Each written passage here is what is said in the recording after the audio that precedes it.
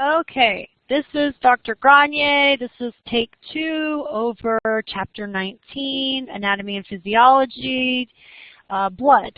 And hopefully we won't have the skipping this time. I've tried to use less slides so there's less material to make into a recording. And I made sure I touched the talk button to also ensure that we have volume. All right,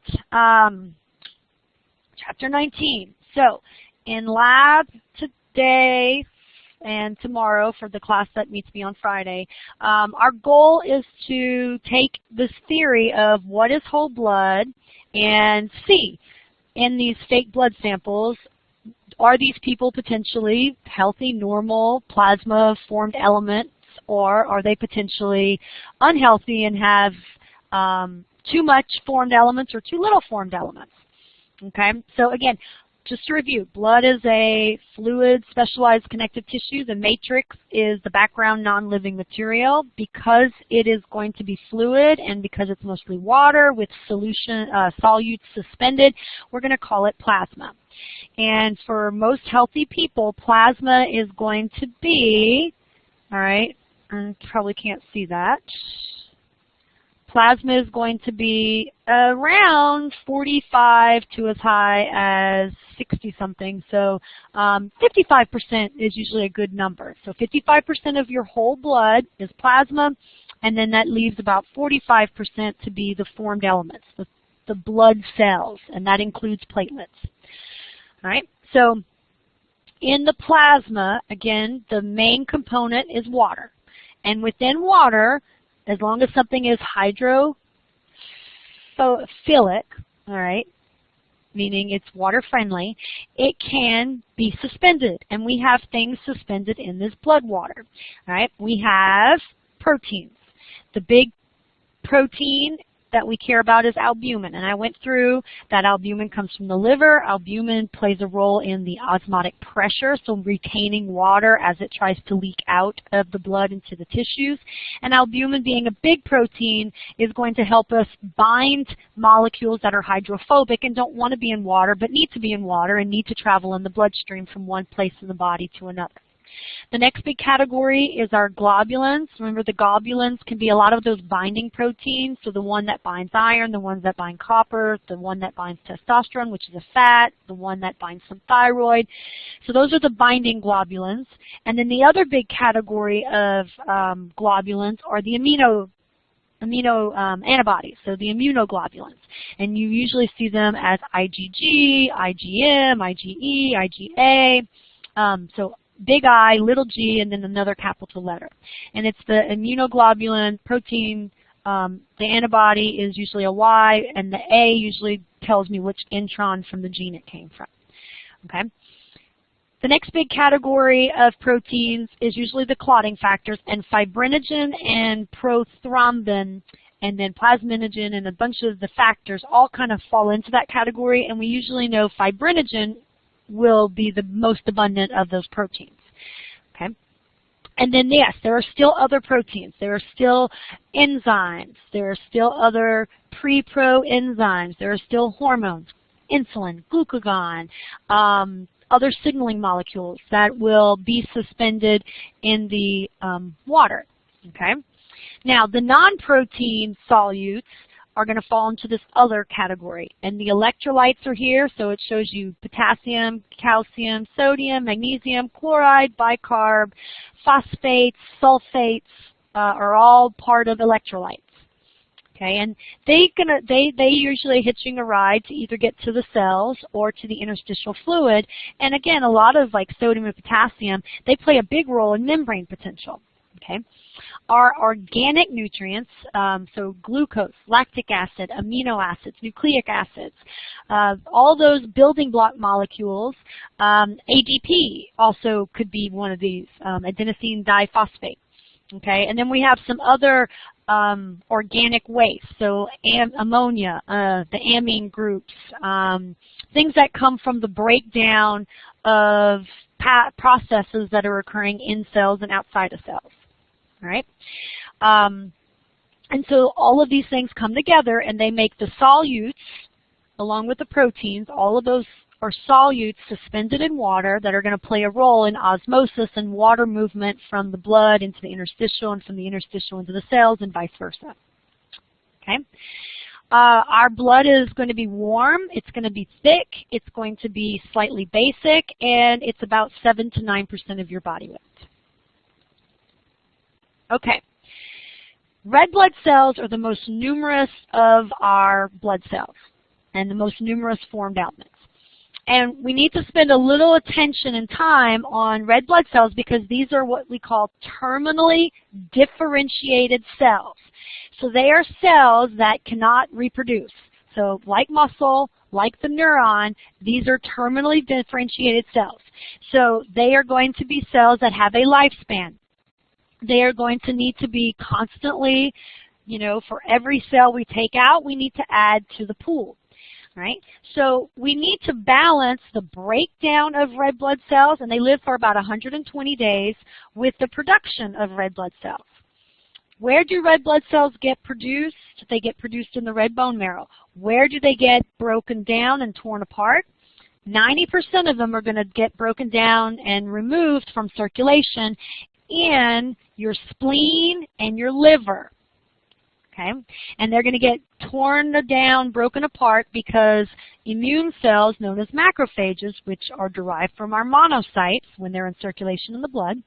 Our macrophages are huge, big cells capable of endocytosing, also known as phagocytosis, the red blood cells.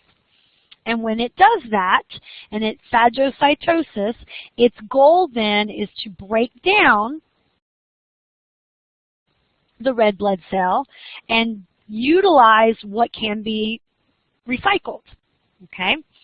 So it's going to engulf, it's going to break down the red blood cell, it's going to, again, break down the red, so we're going to end up with some phospholipids, we're going to end up with some proteins, we're going to end up with maybe a little bit of glucose. And all those proteins can be further broken down into amino acids. All right? And amino acids can be sent back into the bloodstream, so that's what this is showing you. And they can go back to cells and get reconstituted into new proteins. Now, because most of the amino acids and most of the come from hemoglobin, and hemoglobin is a unique and special protein, we assume that most of those amino acids are going back to red bone marrow, back to developing red blood cells to be used as the building blocks to build new hemoglobin molecules. Okay? The iron is going to be utilized because we cannot make iron, so we have to get it from our diet. And so what we do with the iron is we tend to bind it to a binding protein, transferrin, and we are going to send it back to the bone marrow, again, to be reconstituted into hemoglobin. Okay? Now, what we're left with is going to be maybe some excess parts of hemoglobin, the heme in particular, that is not able to be recycled. All right, so without the iron part, the heme is what we're going to have to use and convert to this thing called biliverdin. Verdin, French, green. All right, so this is part of the reason why you get green coloring after bad bruises. Okay, and potentially your poop can turn green because of a lot of biliverdin. Okay, biliverdin, through a little few enzymatic reactions, can also be converted to bilirubin. And bilirubin is the orange-yellow pigment. And so sometimes when a bruise is old, it starts to have an orange-yellow tint to it. That's because all the biliverdin is being converted to bilirubin. Okay? Now, bilirubin has the ability to bind to albumin. So it can bind to the big protein in our blood, albumin, and it can hitch a ride to the liver. And then in the liver, bilirubin can be put into bile in the gallbladder as part of the bile salts. Okay? And the bile salts can be stored in the gallbladder, and then when food is getting its way through the small intestines, the gallbladder will secrete the bile salts into that food to assist with digestion and absorption of fats. So that is how we end up with a lot of the bilirubin as part of the bile salts in secreted and put into the small and eventually the large intestines. Right? Some of it will come back with food, with fat, back into circulation, but most of it's going to stay in your small and then eventually your large intestines and become part of your fecal matter. And so bilirubin, biliverdin gives a little bit of color to fecal matter, and eventually they can also be converted to, with oxygen being present, to urobilinogens and stercobilinogens, which again give fecal matter their colors. Okay? And bacteria in the large intestines are responsible for the conversion of bilirubin and biliverdin into the urobilinogens and the stercobilinogens. So in the kidneys, because you don't have bacteria in there, when you are removing any bilirubin, it doesn't convert to urobilins or stercobilins. Okay? Now, there is a small portion of red blood cells that go through what's known as hemolysis. They get hemolyzed. And what that means is they kind of blow up. Okay? They bump into each other and they explode, or injuries happen, or changes in maybe they bend too much and they explode. And so because of the hemolyzed red blood cells, we do end up with a little bit of hemoglobin potentially in our plasma of our blood. And that hemoglobin can be broken down a little bit, but it can end up in the urine. Okay? And so if you take the urine of someone and they have a huge amount of hemoglobin, what you might indicate is for some reason they have issues with their red blood cells undergoing too much hemolysis, too much breakdown by spontaneously blowing up or hitting each other and blowing up, okay? And so the hemoglobin, the alpha, the beta chains are filtered by the kidneys and they're eliminated. And that is one of the ways we could lose some of the iron that we have in our system, okay? All right, so as we are taking out a few red blood cells with macrophages in the liver and the spleen, or losing some of our red blood cells to spontaneous combustion, we have to put more red blood cells into circulation, right? And so red blood cell circulation and production is occurring because our body gets signals through different cytokines and different hormones that we need to produce red blood cells, right? And the main hormone for red blood cell formation is known as erythropoiesis, and it's EPO.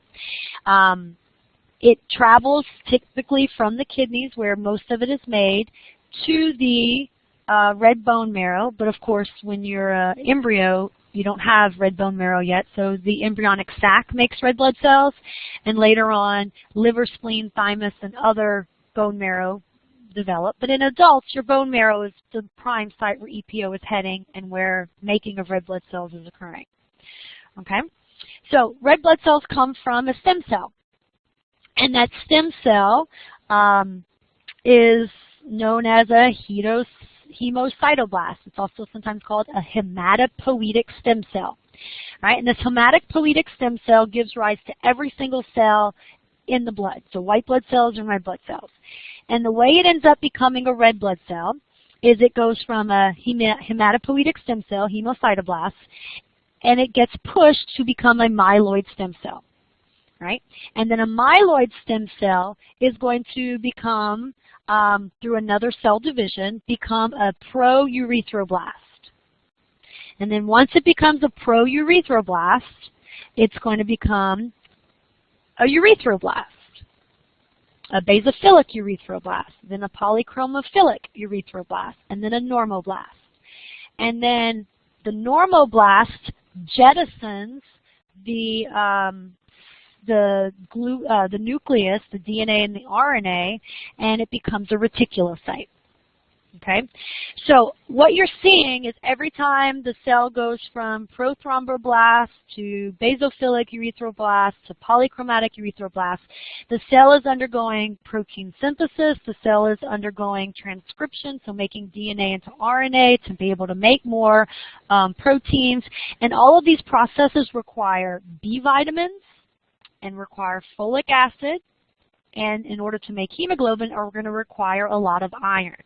So in order to get a hematopoietic stem cell to become a mature red blood cell, the process of going through these steps requires a lot of gene transcription, a lot of RNA translation, a lot of protein synthesis. And the building blocks you need for protein synthesis are amino acids. For the protein specific to red blood cells, hemoglobin, you also need iron, and you need these cofactors, folate and B vitamins, to make it all work correctly. Otherwise, something goes wrong and the red blood cell doesn't work like it's supposed to. Okay? Now, for the red bone marrow, okay, EPO is going to be a big player to get the hemocytoblast to become a erythrocyte. So in order for the hemocytoblast to become the myeloid progenitor and not the lymphoid progenitor, you need these other factors and cytokines to be present. So interleukin-1, interleukin-3, interleukin-6, or the general myelinoid colony stimulating factor, or some of the cytokines that are capable of turning on the genes that make a hemocytoblast undergo mitosis and then that daughter cell differentiate into a common myeloid progenitor cell.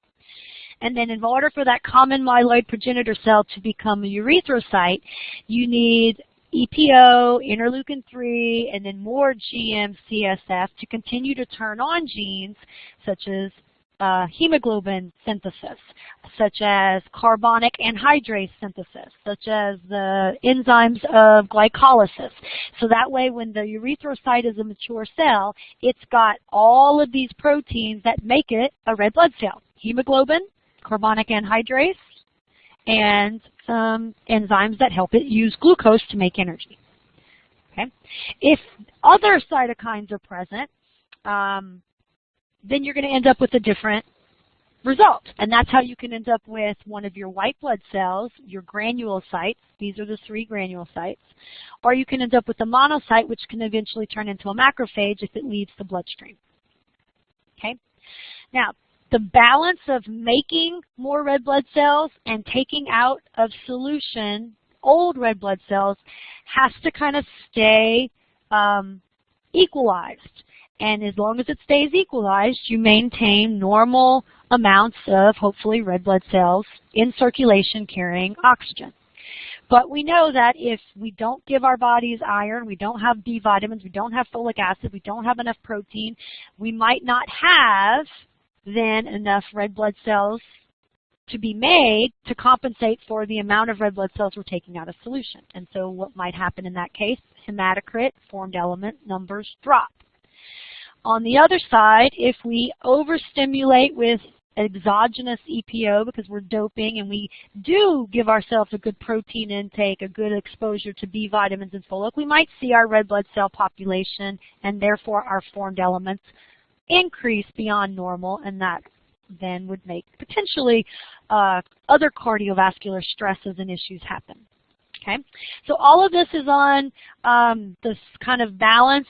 If you look in the new book, it's on pages 660 through about 663. Okay. All right. Now, white blood cells. So white blood cells are going to be cells that do have a nucleus. So some of these still have the ability to continue to differentiate and potentially undergo mitosis and become a memory cell or become an activated plasma cell or something. All right, so they need to maintain their nucleus. In addition, many of these cells are still going to make proteins and still going to need to do protein synthesis, which involves transcription of DNA into RNA and RNA translation into a protein. So they need their DNA. So these are going to be cells that have nucleus. So when you stain them, the nucleus, because it has DNA, because it has those amines and those phosphate groups, tend to stain very purple. And because they don't have hemoglobin proteins and they don't have these iron core proteins that turn red when exposed to oxygen, the cytoplasm tends to turn white or clear. So that's how they get their names, leukocytes. Right? So they are going to have still mitochondria. They're going to have Golgi apparatus. They're going to have smooth ER. They're going to have rough ER. They're going to have ribosomes. They're going to have a nucleus. And they are not, in comparison to red blood cells, going to have hemoglobin. right? And so these are not cells capable of carrying oxygen to our tissues or carrying carbon dioxide away from our tissues. They are going to play a role in the immune cells, and we are going to talk more about them in chapter 22 when we get to lymphatics. Okay? Many of these cells are just hitching a ride in the blood. Their goal is to get to the spleen, to the tonsils, to your lymph nodes, to your connective tissue behind your respiratory tract, to the epithelial tissue behind your epidermis, so get into your dermis, your connective tissue behind your GI tract epithelium. So they are trying to go and be behind the first tier barrier of epithelial tissue and then be that second line of defense should a pathogen get past epithelial tissue. Okay? Some of these cells can live to be, again, long-term memory cells, but some of them are going to cycle through and have a certain lifespan. Right? It might be a few days, it might be a few weeks.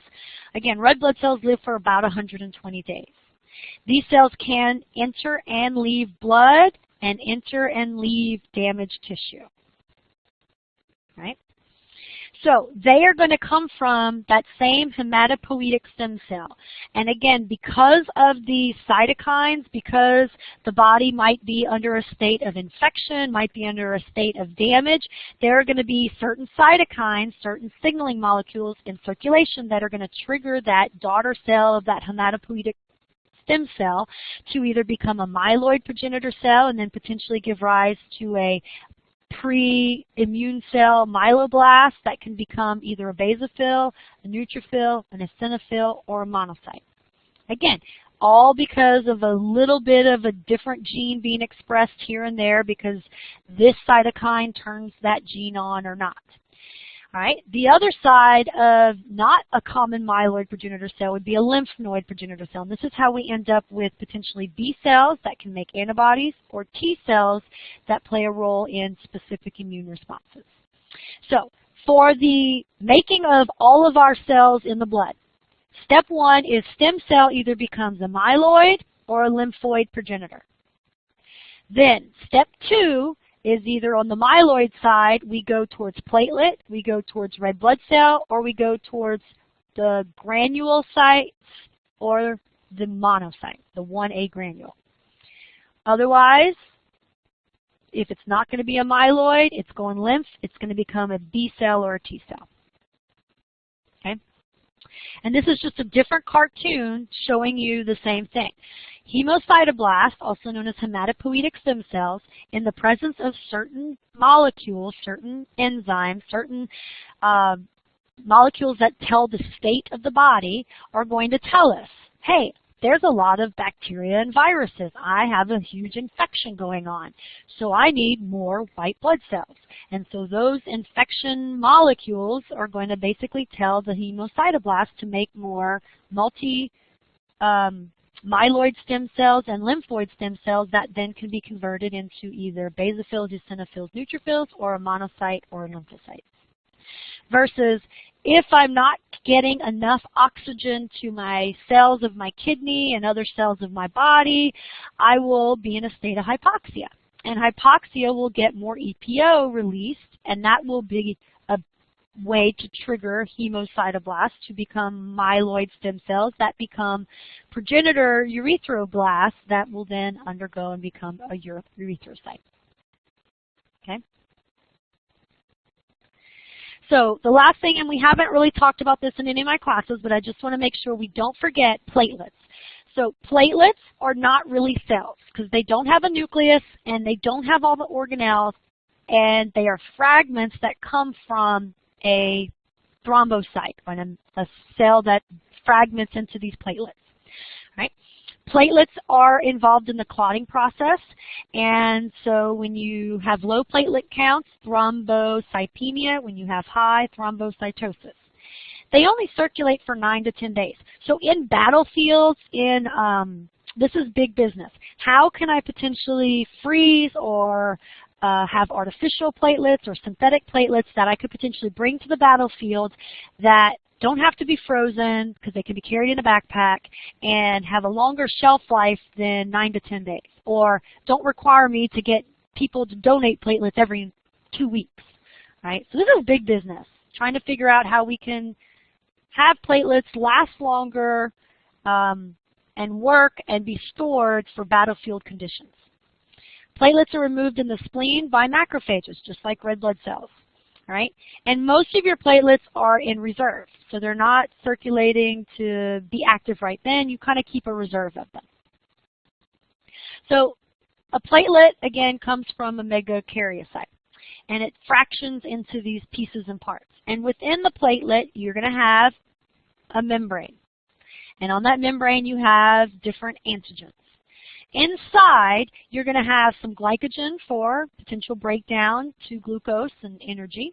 You're going to have microtubules that allow the platelet that, like a muscle cell, the ability to potentially like be squeezed or manipulated so it can contract or help pull on damaged areas and pull damaged areas closer, or healthy areas closer together.